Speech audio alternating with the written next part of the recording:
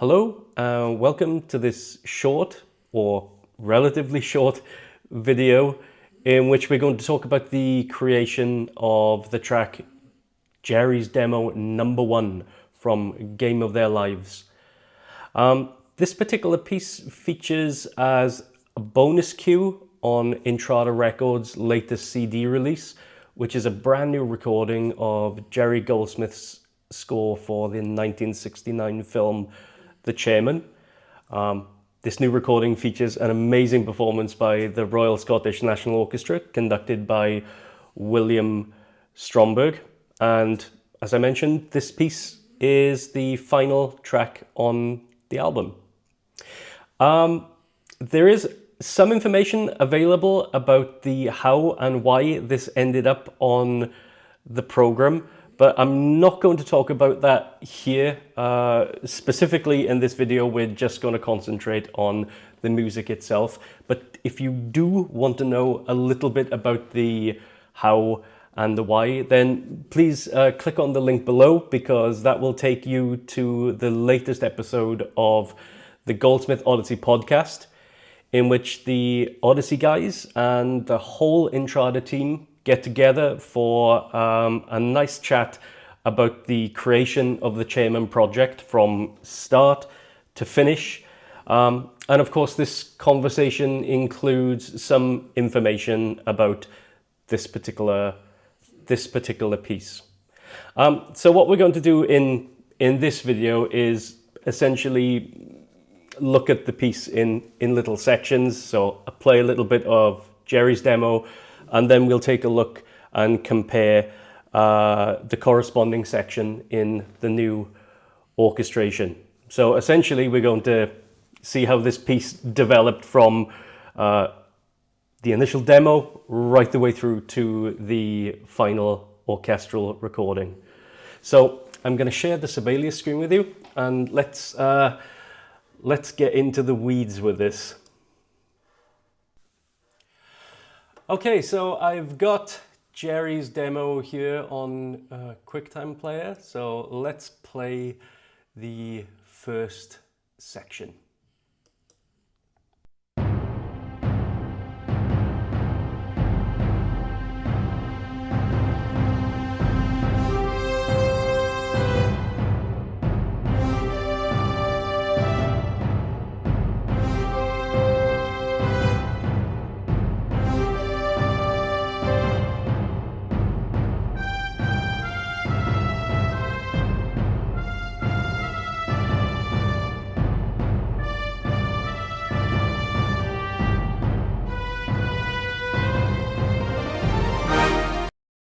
So you may notice from the demo that it's relatively simplistic.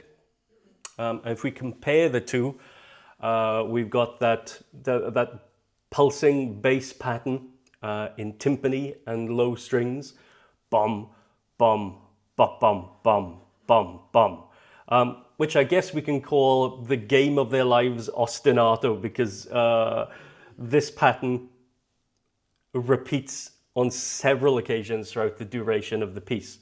And then the next idea is the idea that we hear in the brass patch on the demo, which is the fanfare.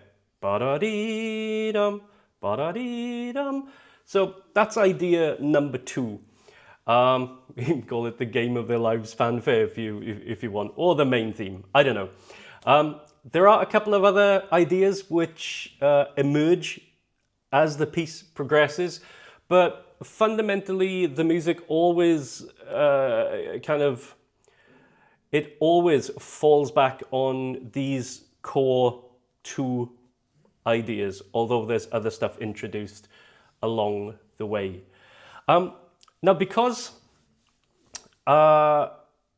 this was written in the early 2000s, the one thing that is apparent is that this was that particular period in Jerry's compositional output where everything was kind of stripped back to its core components, its essentials. And the one thing that I've tried to do with the orchestration is not to make it sound too much like an arrangement. In other words, not throwing too much of myself into there or not wanting to make it too composerly. For instance, this intro is just a bass line and a tune. And that's kind of what's reflected in the final orchestration. It's enhanced, to be sure. It sounds bigger because it's distributed amongst larger forces, but there's nothing been added there. There's no sort of like inner harmony parts or any kind of like new accompaniments and stuff like that. I've tried to keep it as true to the spirit and I guess the intention of the original demo as possible. So if we take a look at how the material is distributed on the final piece, that low string material is in low strings. That low timpani rhythm, which is the same figuration, is still in low timpani. The main difference here is the fact that it's been reinforced with the low brass.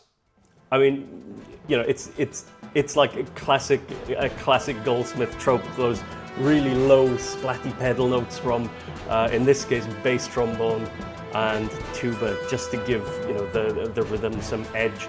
The piano has been added to it because, you know, it's a nice percussive sound, and again, the low percussive.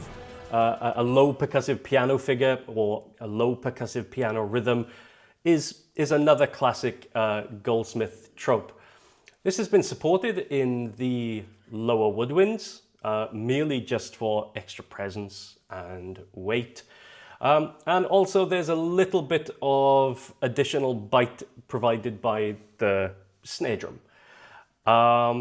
So that's pretty much, you know, as it is for the bass pattern. And then the melody is also very, very reflective of the demo. It's mainly featured in the brass and the violins, doubling in unison.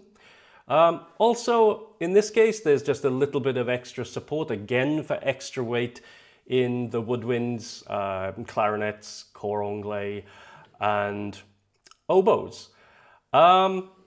The only real like major change is the addition of this rhythmic figuration here in the violas and in the synthesizer. I'm not going to talk about the synths just yet because I'll reserve a special section to ramble about those at the end.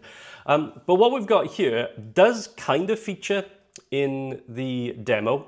He's got an inner pedal note, so essentially like the main tonic or the bass note of the piece is featured in the center of the orchestra. But Jerry's got it on a sustained pad. What I've done here, just to really try and get the energy going and to get the piece really motoring, is given the violas a repeated pedal. So they've got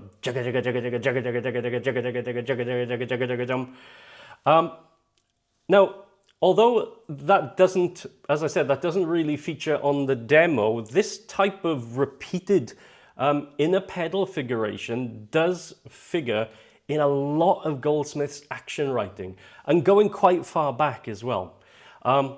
I mean, if you take a little bit of a dive into scores like The Boys from Brazil, The Great Train Robbery, The Secret of Nim, these kind of 16th note or semi-quaver mid-range string passages feature a lot in some of the quicker and more dramatic tracks. So this again is kind of just like dipping into a classic Goldsmith stylistic fingerprint.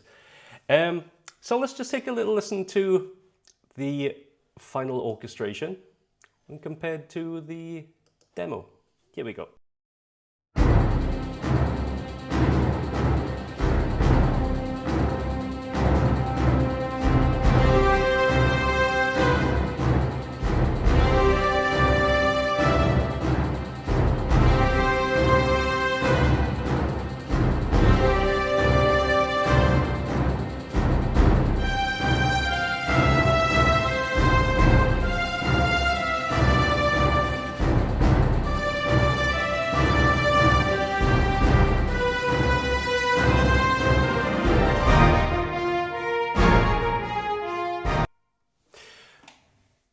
Right, so about halfway through the phrase, as we come to the second, or the phrase or the section, about halfway through, the one thing that I have done here, in addition to the trumpets and the brass playing the melody, is double the theme in upper woodwinds.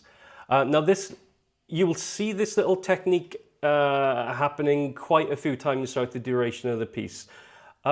Not because the music or the demo was essentially screaming out for it, but the one thing that I was kind of conscious of is the fact that I always wanted to give the impression that the arrangement is moving somewhere. It's always heading in a direction. So I'm always trying to refresh the orchestration, maybe in quite subtle ways, maybe in not so subtle ways in other places, but just to give it that sense of progression, and so the ears don't tire of the same kind of like consistent sound. So, you know, if you listen to something for long enough and there's no change, it all becomes just like white noise and a big mush. Anyway, let's get into the next section, which is the introduction of one of these classic Goldsmith irregular rhythmic patterns. So straight into 7/8 for this big French horn melody. So let's get back to the original demo and take a listen to that.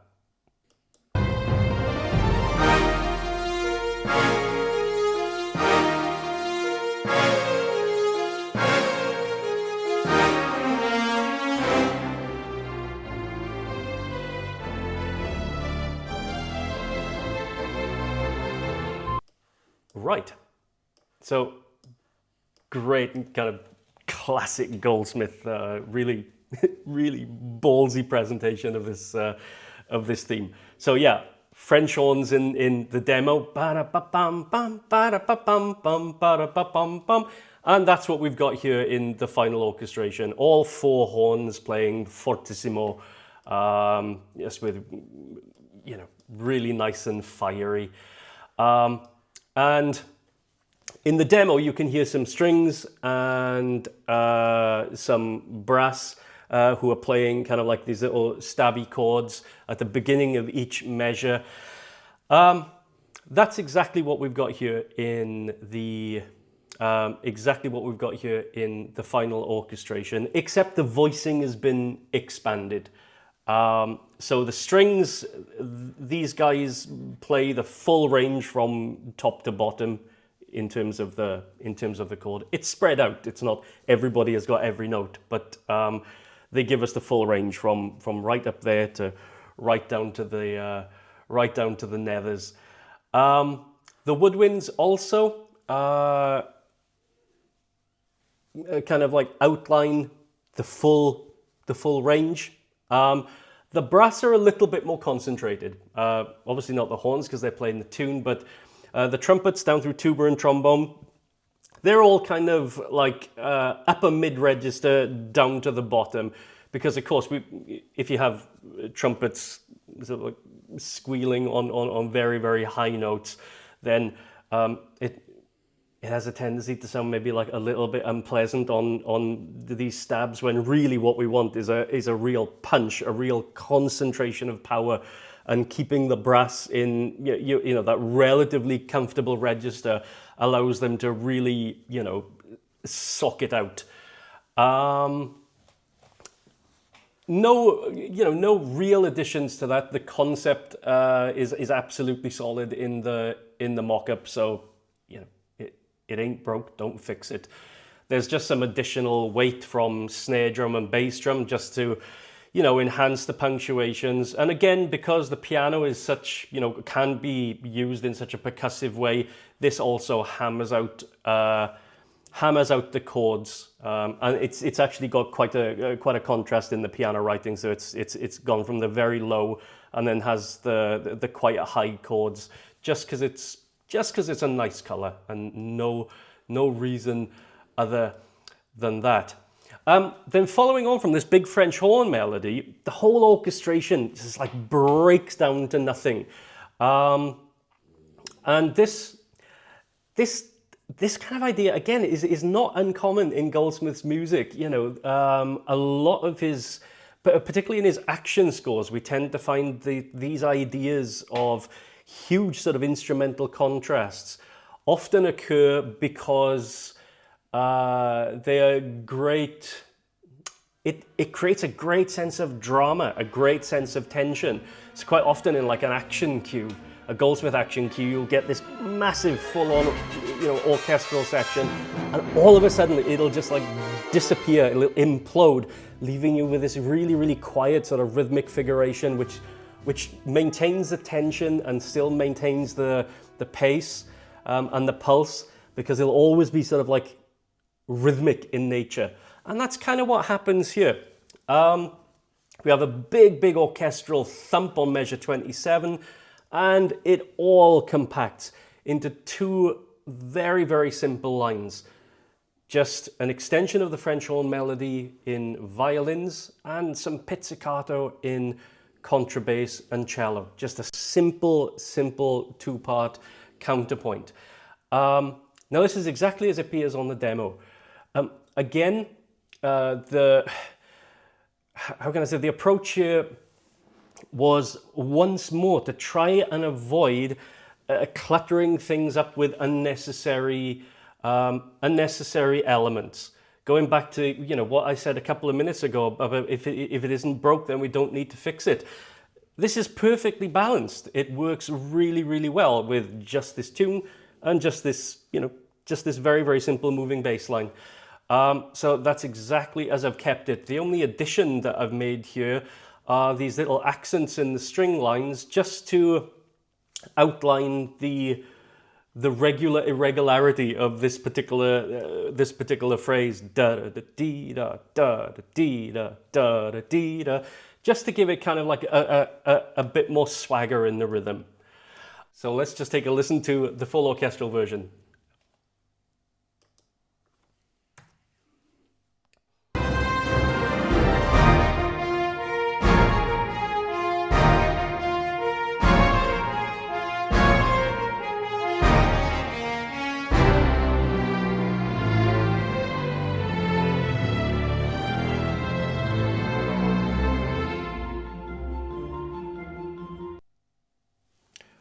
Right, so into the next section, let's get Jerry's demo back and take a listen to this.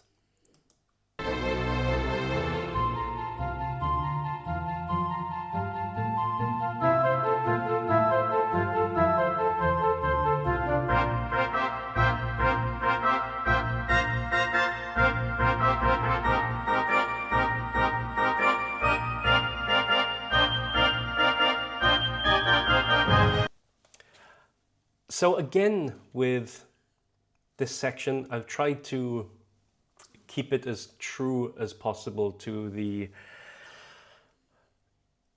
original intention.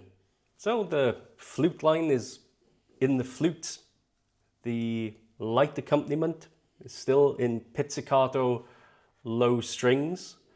However, just to make things maybe a little bit more interesting in terms of the color, because you got to remember we've just gone through a series of bars where it's literally just been two parts for violins and lower strings. So we perhaps didn't want to keep things so simple. So the violas have been added with this inner pedal idea again, but not so crazy as the start. It's now just outlining the 5/8 and the 2/4 rhythm. Beep up up beep up beep up up beep up beep up up beep up up. Doubling this is a very quiet marimba using quite soft mallets. So it just adds a little bit of percussive shine to this repeated inner pedal point on the violas. This again is kind of like a typical Goldsmith orchestrational fingerprint, and there are a number of scores that you can access. I mean, again, mainly action or horror scores where we've got, or where we encounter this type of timbre, this type of instrumental combination. I mean, one of the, I'm just trying to think off the top of my head. I mean, there's certainly one of these examples in one of the quieter cues in The Omen, which seems like maybe an odd example to cite. And I can't remember the name of the track, but yeah, certainly this very quiet use of malleted percussion in conjunction with, you know, strings or winds is a combination that we encounter quite often in Jerry's music. So that's kind of just like a coloristic addition. It doesn't really, you know, alter the fundamental shape or sound of the music. And the only other color which has been added here is in the harp, where the harp is basically outlining two different things. It's outlining the inner pedal, and it's outlining also the bass notes. So while it is another color, it's like a little bit of extra sort of sonic filling in this sandwich between the strings and the solo flute. It's not adding anything new. It's all based on the pre-existing material. And much like earlier on in the piece, I say earlier on, we're only on bar 36. We're going to be here till Christmas, I promise you. On bar 36, Goldsmith actually does what we were trying to illustrate earlier on, and that's this changing up of the orchestral color halfway through an idea to keep things fresh orchestrationally. So I've kind of reflected that here because in the demo, he simply adds a lower octave in the winds. And in this case, all I've done is added extra weight by putting a new flute there. So there are two flutes instead of the solo. Oboes and clarinets share the melody line an octave lower. The low winds now start to outline the bass notes, like these very short pizzicato-like entries. They don't play anything long. Well, that wouldn't make sense against the pizzicato anyway. And just to highlight that we're coming to the end of this particular phrase or section, the glockenspiel has been added to the melody just to give it a little bit of sparkle and a little bit of extra color before we go into a new idea. And the new idea that we hear on the demo, of course, is this this brass figuration. Bum bum bum bum bum bum bum bum bum bum bum bum. Again, this classic Goldsmith alternation between sort of like an irregular time and a regular time. In this case, alternating between a 7/8 and a 2/4. So this particular section kind of sticks again very, very closely to the mock-up. The main rhythmic idea and the main chordal, not chordal idea, but yeah, chordal and melodic idea is all featured in the brass. Trumpets and just two trombones. And they're all relatively high in their register because, I mean, that's where, you know, the trumpets are in the mock-up. But also, you didn't want the trombones being very, very low down because one wanted to avoid this kind of, you know, aggressive splatty type sound, which is so good in the really strong action parts. But here it's a little bit more delicate. So everything is, for the trombones, it's relatively high, and for the trumpets, it's a nice kind of, you know, like easy register.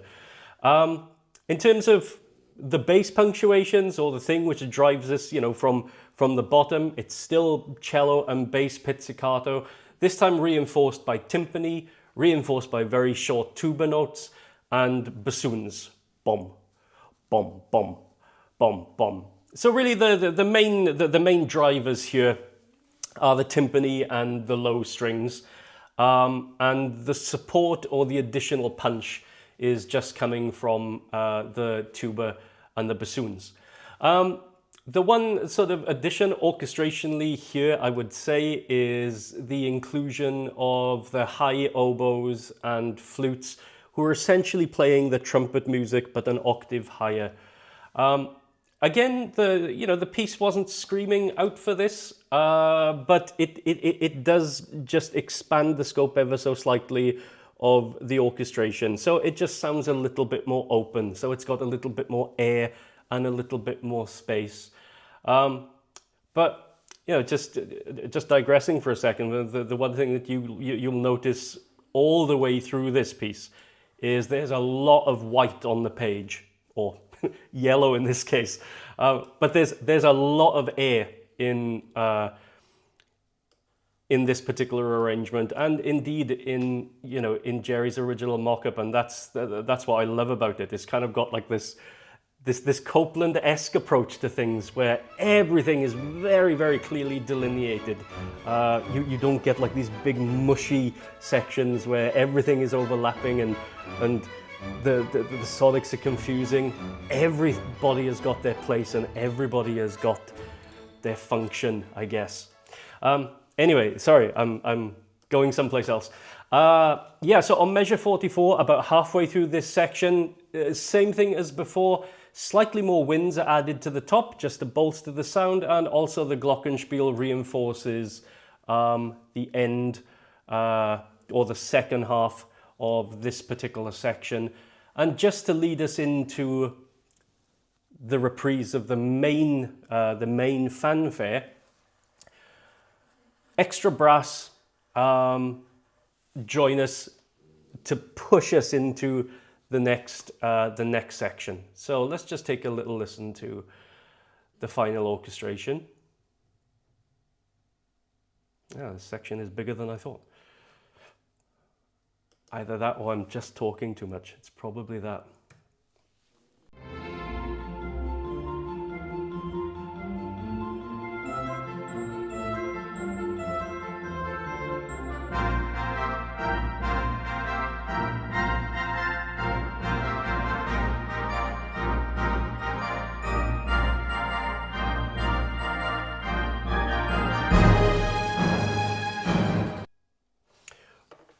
And so into the reprise of the main theme. So we get what we've got coming back here, of course, is the Game of Their Lives bass line, bom, bom, bop, bop, bom, and the main fanfare.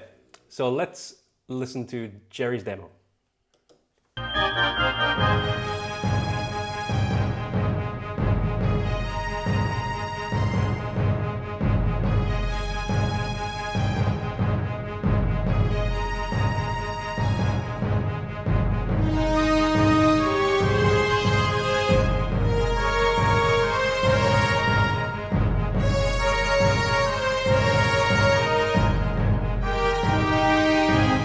Right, and then the music goes into kind of like this little interesting transition section that he introduces. But with that demo, you can feel the intention behind it, even though it isn't particularly fully realized in the sonic sense of the word. But a lot of those elements are absolutely retained in the final arrangement. The main melody is just presented in the violins. So that's exactly what I've done here. Bass line, the Game of Their Lives bass riff is in low strings, so it's in cellos and basses here. And the one thing that you can clearly hear in this particular section on the demo, of course, is the inner pedal. But this time he's got it repeated in like quavers or eighth notes. So not sixteenths, but there are sixteenths in the synthesizer. I had to include it someplace. The cool thing that happens here, of course, is that we get this big belter of a French horn counter melody that comes in about halfway through the phrase. But I'll talk about that in a second. So just looking at what's going on in the final arrangement, it's very much like the start. Nothing has really been added to this. It's just reinforcement of the ideas which are already present. So like this low Game of Their Lives ostinato bass line is reinforced by bass trombone and tuba, this time in low unison. So the bass trom is really splatting those notes out, so it's super aggressive.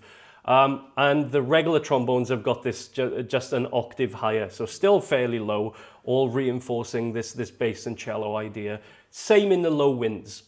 These guys are also just reinforcing that particular ostinato pattern. The clarinets are kind of hocketing between the two clarinets are hocketing the repeated pedal between each other.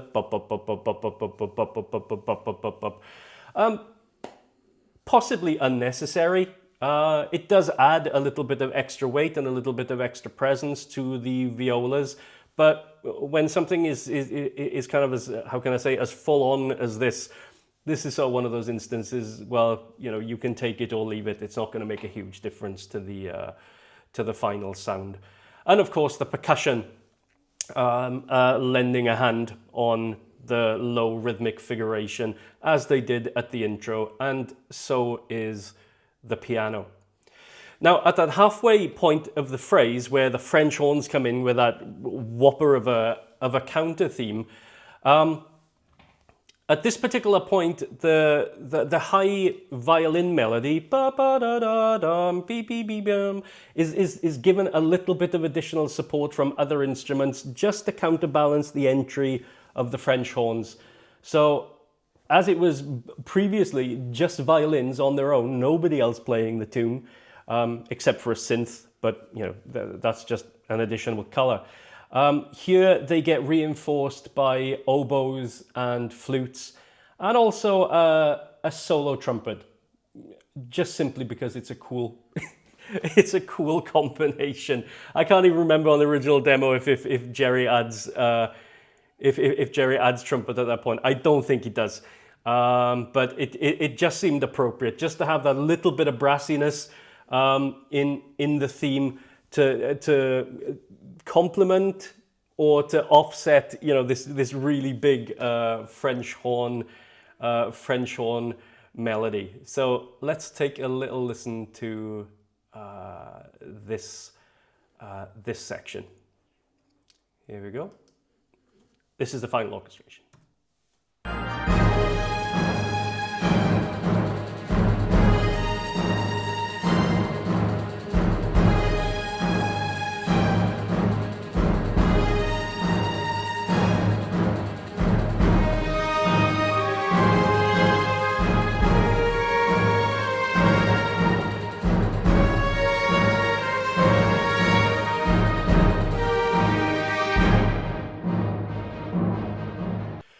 Right, and it's at this point that Jerry introduces a new idea, which is going to play sort of like a greater and more important part later on in this piece, and this little transition passage, dum dum dum da dum da da da da da dum, this alternating between a 4 and a 3 time.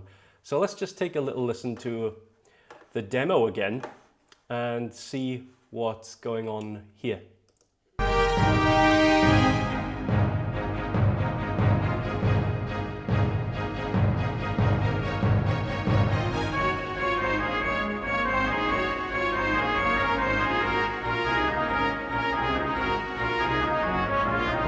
Right, so at first this kind of appears to be just a little transitory passage, just a few bars of something to get us from A to C. But he kind of like uses this in quite an interesting way later on in the piece, and you'll hear it. It becomes much more important. But I think the cool thing to note about this particular transition passage is it always gives the impression that it's building somewhere. It always gets higher.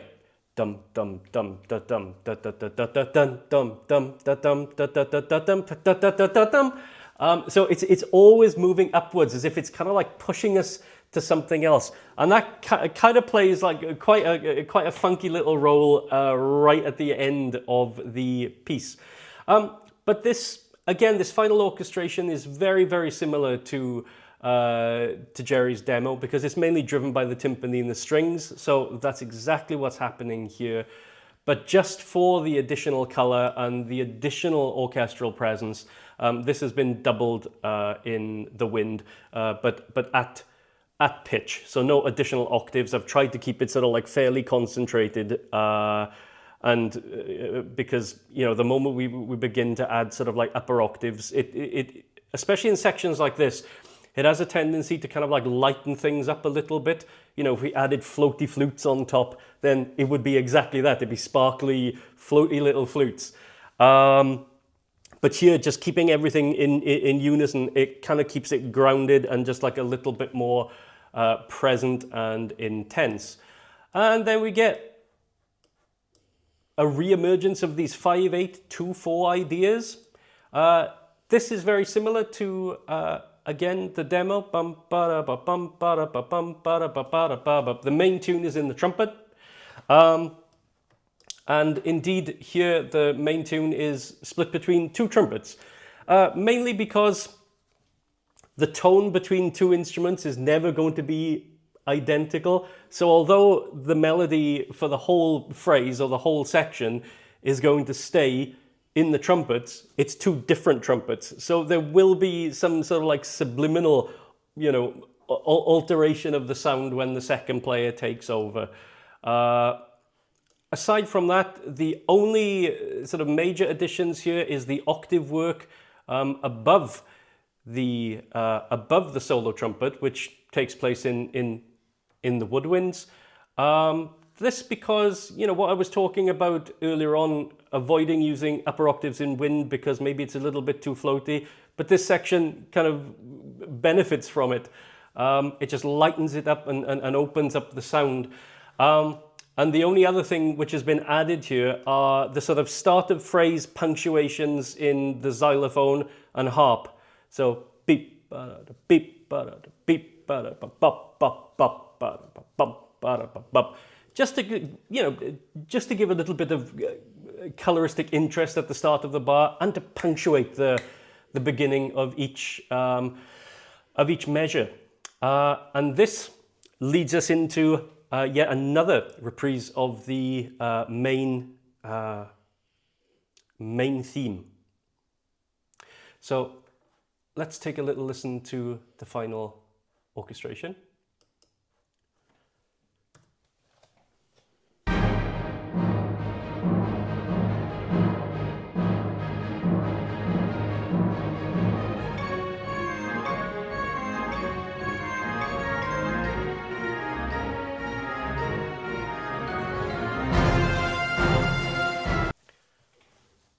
Right, so back to Jerry's demo.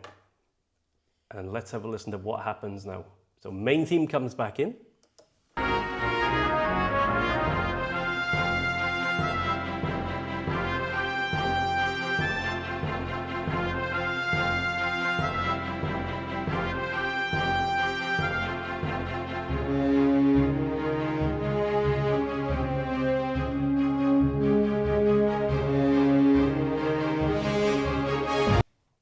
Right, so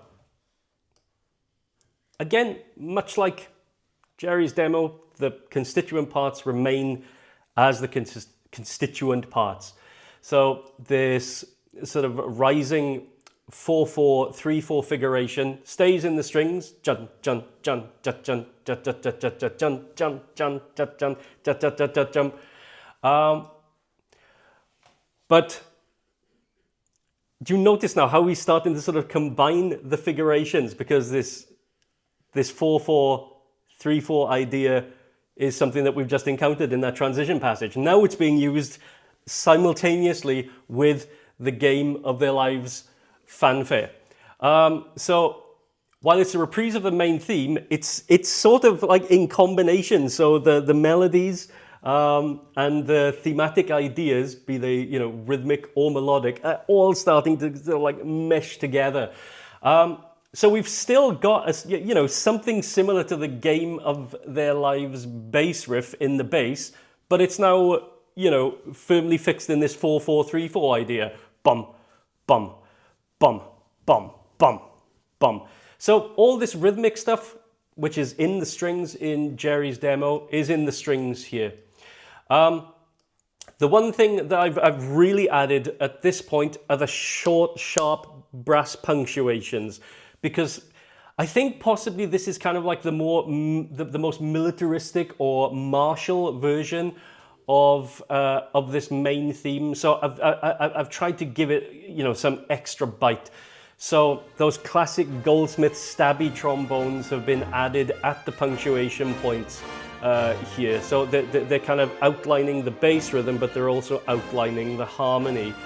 The French horns are in unison with the violins and violas, doing the rhythmic stuff.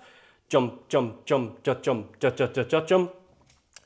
Again, the violins would have been fine on their own. You know, nice bitey off the string staccato. But the horns just add. They're not quite as loud as the violins here. I've marked them down a little bit, so they just add a little bit of presence, a little bit more depth to that particular figuration. But they're not hugely prominent. The trumpets. All three of them, because it's a glorious sound when these things play in absolute unison. So all three trumpets are playing, you know, the main fanfare, ba-da-dee-dum, ba-da-da-dum, ba-da-dee-dum, etc. The percussion is probably the most militaristic element here, where particularly the snare drum. The timpani is doing what the timpani does, which is just this emphasis of bass notes. But the snare drum has got this yum dum dum da dum da da da dum bum bum bum bum bum bum. You know, it's I don't know, you know, what this would have even accompanied in the film, because I think Jerry was writing from a script, but it's almost like, you know, a call to arms for the soccer team. You know, they're getting ready for their match. And of course, piano is also emphasizing the chords and the bass, just for, you know, that additional weight, that additional percussiveness. And then he breaks the orchestration down again, because, you know, what we've had before is fairly full. We retain this rising transition idea in the strings, jump, jump, jump, jump, jump, jump, jump, jump, jump. But this time, it's not a feature in of itself. It's actually providing accompaniment to this really nice French horn melody. Bum, bum, bum, beep, ba, dee, dum. Now, the French horns here, they're only marked mezzo forte, because, you know, there are four of them playing, and because the string accompaniment is so light, then, you know, we're definitely going to hear them. Plus the fact we wanted that kind of round, noble sound, not something sort of sizzly and brassy. So keeping them at a lower dynamic helps to do that. And also then just enhancing the richness, because it's just like a classic combination, are the cellos. So melody in cellos and French horns at this particular point. I really like the end to this phrase. Just the way he's written it, because bum, bum, ba-dum, bum, bum. We get this 3/4 bar of rising three notes, which really kind of like propels us into the next section, which for me is my favorite bit of the piece.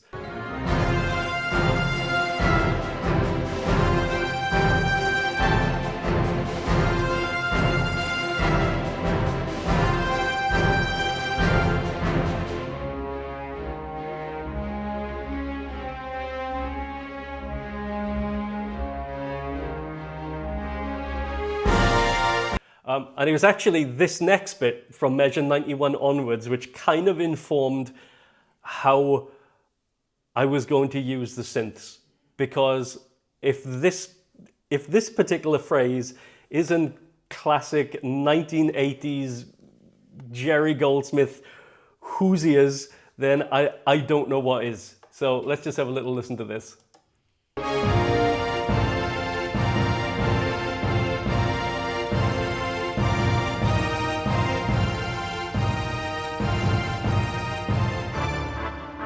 And another one of those really cool breakdowns at the end. Yeah, I mean, I didn't know what to do with the synths initially. Should they be pitched at a sort of 2000s type sound? Or is it something a little bit more retro? Is it something a little bit more vintage? And when this passage came up, it was like, it has to be 80s. It has to be. Because this whole piece is just like Hoosiers meets fireworks. So anyway, when we get to this,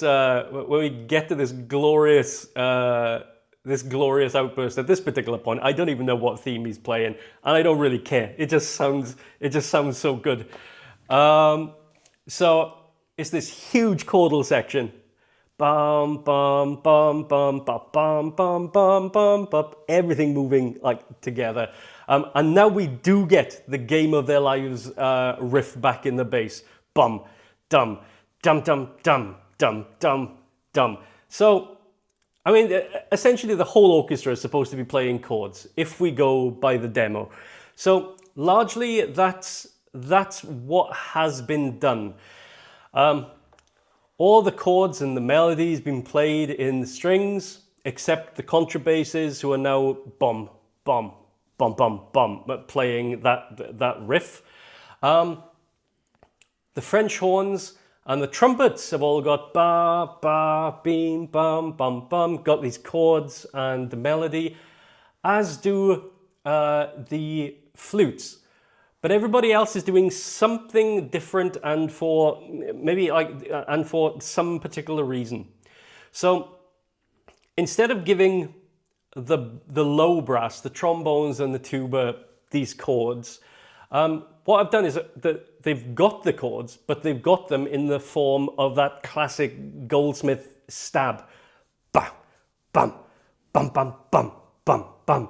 So they're giving us the harmony, but they're not giving us sort of the full length notes.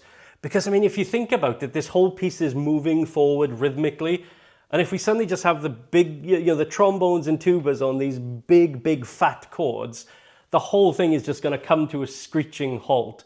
So I kind of felt it was important to keep some idea of rhythmic momentum in the orchestra. So yes, we've got chords, but we've got really dramatic stabs in the trombones and tuba. Timpani, of course, have got the rhythm. Snare drum's got the rhythm. Bass drum has got some of the rhythm, just kind of like the main pulse points. And the oboes and clarinets have also got the chords, but they've got them in repeated quavers, just so kind of like there's this background rhythm in the texture. Beep beep beep beep bop bop bop bop beep beep beep bop bop bop bop beep beep beep beep bop bop bop bop beep beep bop beep beep beep bop. It's not hugely noticeable, but it's just something which, in the overall mix of things, just keeps things bubbling along rhythmically. So nothing is fully static. Like a pianist just plonking chords on a piano. There's always some sort of sense of movement there. So let's have a little listen to this section and then we'll move on.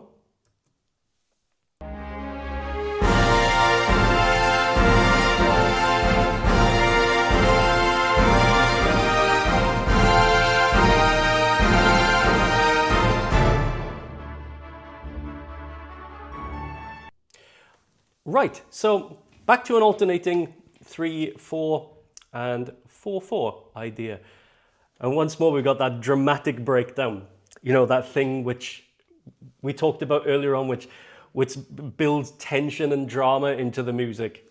Massive orchestra, and then suddenly implodes into much smaller ensemble, but still playing relatively rhythmic figurations. And if you want to hear two scores which are loaded with this, then just go and check out Supergirl and Star Trek V, because all the way through those are the two scores which kind of like leap out at me using this technique more than any other. I mean, for Goldsmith fans, you could probably come up with a million other examples which are possibly better, but these are the two which spring to my mind. Mainly because I remember first noticing it in Supergirl. And there are so many parts where he's going for these dramatic rises and then it falls to nothing. Another dramatic rise and it falls to nothing. And he usually has a really funky key change at the same point. But anyway, I hope you've enjoyed this little talk about Supergirl. Let's go back to Jerry's demo and see what's going on.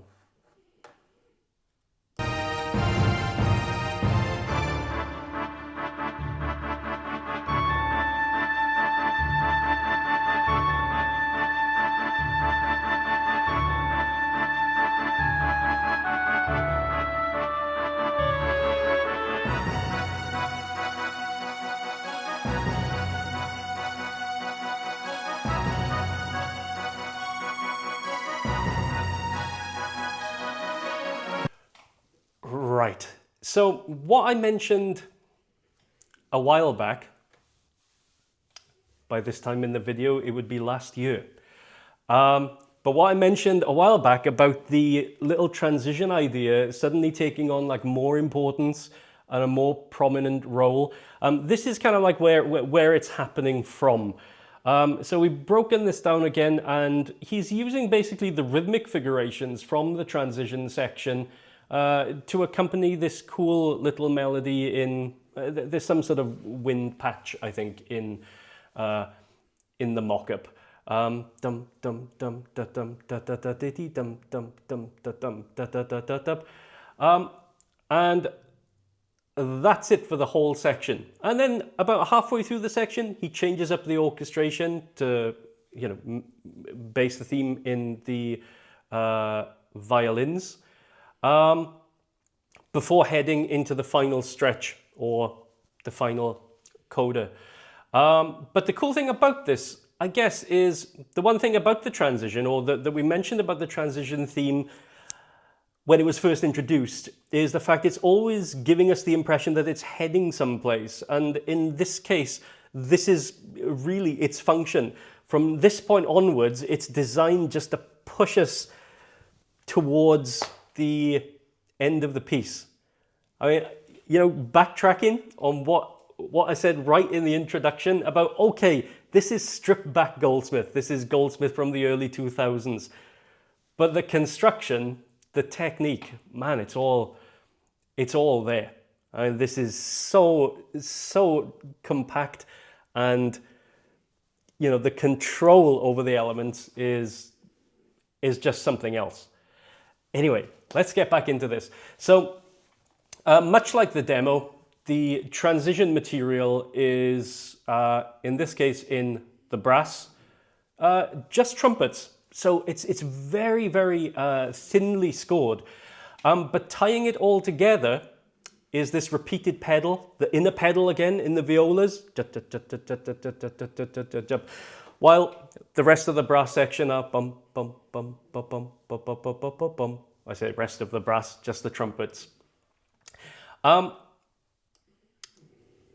per the demo, main melody is in oboes and flutes. There's also a nice little synth being used here, but I'll mention that a little bit later.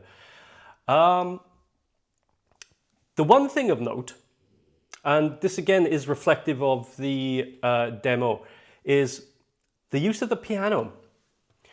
And if we see here, we've got like this really delicate, gentle theme. Be-dum, be-dum, ba-dum-bum, in winds, and this nice little light, you know, this inner pedal stuff going on in violas.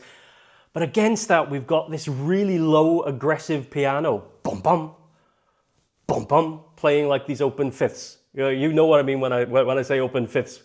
Ba-bum, ba-bum, ba-bum, ba-bum, ba-bum, ba-bum, ba-bum, playing the Klingon theme in the low piano.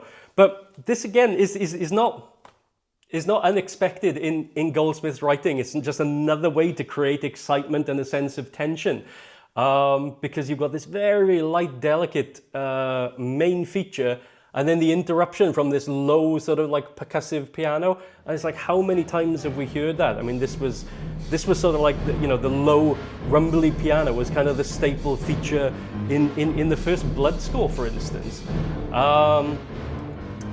But this continues, and we get this little flourish from the violas before we enter the second half of the section, where he changes the key and changes up the instrumentation. So the main melody goes into the strings, into the violins. Sorry, I need to be specific.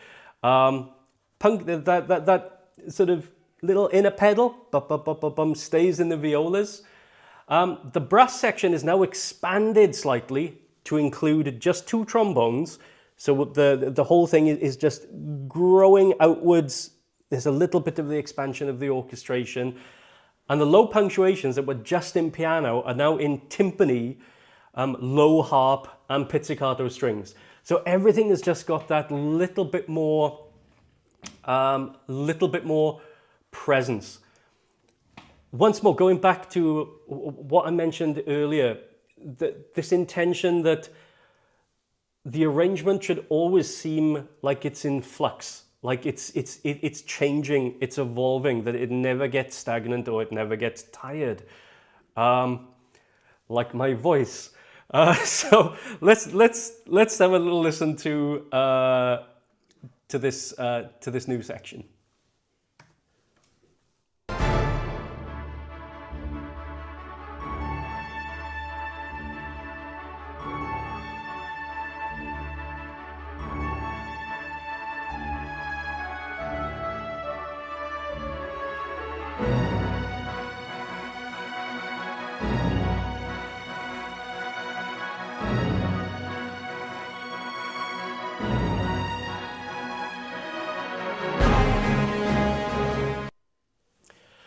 And this is where we enter the final stages, the big push to the end. So, you know, the piece has effectively just become the transition section. And he's pushing us towards some place, but we don't know where as of yet. So let's see what happens in the demo.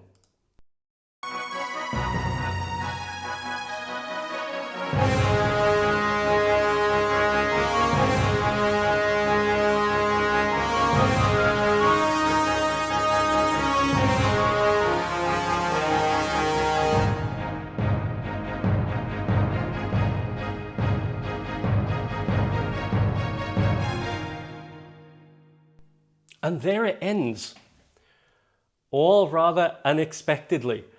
But the great thing about this sort of suspended ending, this thing that doesn't end with like a proper, you know, amen sound or a proper bum dum pum pum, like a sort of like 5-to-1 ending, a nice like satisfying close, is it gives us the impression that there's more to come. There's a sense of tension and expectation right the way up to the end of the piece. But the cool thing about this, and I guess this is just simply because of the language or the grammar that Jerry has been using all the way through the piece, that although it's not a typical climax point or ending for a composition, it does somehow manage to be simultaneously finished and unfinished at the same time. Just because of, I think of the way he sets up the material, of the language that he uses, the type of harmony, the type of chords he's using, the piece has got its own internal logic. So say, for instance, that you were writing a piece that was sounding totally normal, or was very grounded in just regular chords, and you ended it like this, it totally wouldn't work. You would think, what the hell is going on? But, you know, he established his parameters right at the start of this overture, of this particular piece, and he just continues it all the way through to its logical conclusion. So for this piece, it's got its internal logic. This ending works perfectly fine for this particular composition. Now this section is again really a case of just expanding the voicing. You know, on Jerry's demo, it's mainly the strings and some percussion and French horns playing the tune. So French horns are playing the tune here. I would say rather pathetically doubled with cor anglais at this point, simply because you ain't gonna know that instrument is playing, even though it's at fortissimo. But, you know, it was the ending, so everybody had to do something, and the combination of French horn and cor anglais is perfectly fine. So, yeah, you can play the tune, even though it isn't going to make a great deal of difference or impact to the overall sound. It's kind of like that Jerry Goldsmith story about having 99 players on the Blue Max, and the producer says, I want 100, so he adds like an extra string player. Wow, such a difference. So all these rhythmic ideas, these transition passage rhythmic figurations, bump, bump, bump, bump, bump, bump, bump, bump, bump, all these chords and rhythms are in the strings as they are in the demo. Of course, it's outlined by the piano and outlined by the percussion. The brass don't have it. The brass have got stabs, except for the tuba, who's playing the main rhythm. But the trombone and the trumpets have got the aggressive punctuations. Bum, bum, bum, bum, bum, bum, bum, bum, bum, bum, bum. But the trumpets have got one additional one, which leads us into the main punctuation. So you kind of get like this ba-bum, ba-bum, ba-bum type of idea. The woodwinds, these guys all playing the chords and the rhythmic figuration. The only difference here is that the piccolo and flutes have been added an octave above everybody else, and doubled with that is xylophone. Simply because, like I said, it's just that expansion of, it's that expansion of color, that expansion of the voicing, the expansion of the orchestration, and the xylophone doubled with high flutes or piccolo is classic Goldsmith. So it had to be included at some point.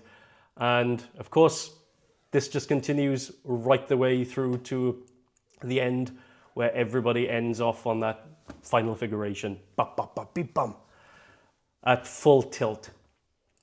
So let's just have a little listen to this final fully orchestrated section.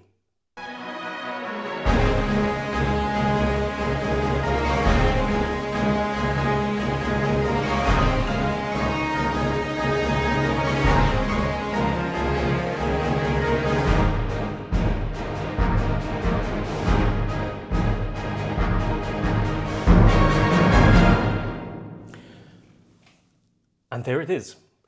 That's the piece as a whole. So what we'll do now is take a little listen to some of the synthesizers isolated, and then go back and listen to the piece all the way through, but this time with the orchestral performance synchronized to the sheet music. So rather than listening to Sibelius playing it, which sounds fine, you can listen to the final performance by the Royal Scottish. Okay, I've got to put my headphones on for this next section. Right, here we are in the Pro Tools screen. So the first synth that we hear is the synth which is doubled with that repeated viola in a pedal rhythm. And it's this slasher percussion type effect.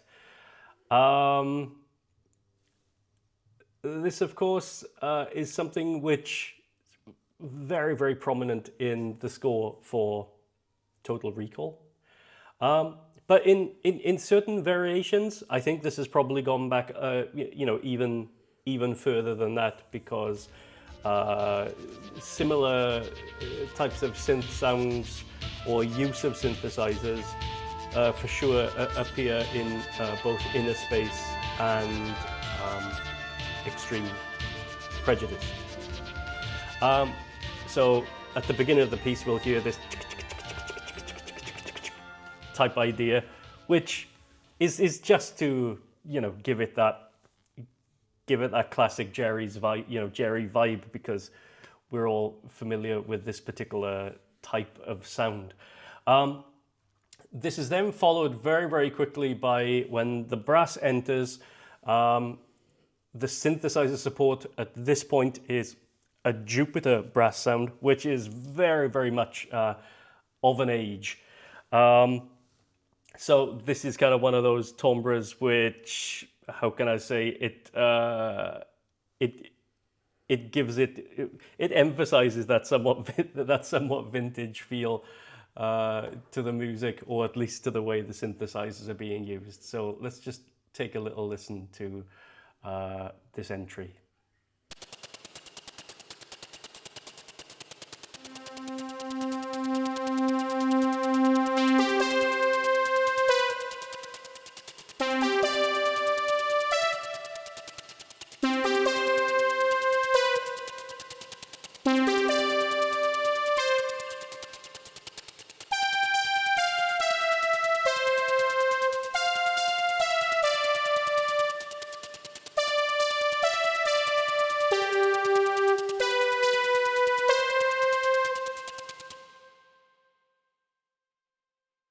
I love that brass sound. I could listen to it all day, quite happily. But yeah, the function of that Jupiter brass is really, you know, to double the actual brass, just to give it a, you know, a little bit of a retro sheen. Also, sometimes this particular instrument doubles the strings. Again, for the same reason, just for an additional color. The only other instrument that's being used in this particular piece, I mean, this is nothing like Rambo. No, it's not even anything like Not Without My Daughter in terms of the amount of synths being used. I've tried to keep it as you know, as simple and as straightforward as possible. It's this little wind, this little brassy wind pad that I've used to double the flutes and oboes in one of the quieter sections. The only reason it's there is simply because I've heard him doubling the winds with this type of instrument on scores like Forever Young, Malice and Basic Instinct. So just simply because of the instrumentation that was being used at that particular point, I thought it's kind of just like an opportunity to reinforce the Jerryness of the synths and add this at that particular point. So this is the little shimmery wind pad that's being used.